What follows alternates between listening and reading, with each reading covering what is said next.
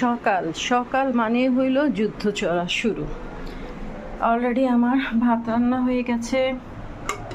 এদিকে একটু গরম পানি দিয়ে রেখেছি, আজকে টাওয়ালটা ওয়াশ করব ভালো করে। এদিকে বিকালের জন্য ছোলা আর একটা ঝুড়া সেমাই করবো আবার, আর ছোলাটা বানাবো মুড়ি ভর্তা দিয়ে খেতে। ওদিকে রূপচর্চার জন্য আবার একটু কফি রেডি করে নিয়েছি, একটু পরে করব। আর এদিকটাই হচ্ছে আমার সেই সিলিন্ডার চুলার ডাল চলছে, আর এখন সেটা আবার বাগার দেওয়ার জন্য একটু পেঁয়াজ আর রসুনও কেটে নিয়েছি। আর ওদিকটার অবস্থা দেখাই, দেখো কি অবস্থা টেবিলের।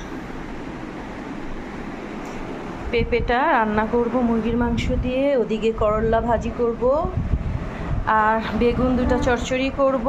এই যে কাটিং চলছে, কতগুলো পেঁয়াজ রসুন ভিজিয়ে নিয়েছি, এগুলোকে ছিলে খোসাটা ভিজানো পানিটা গাছে দেব।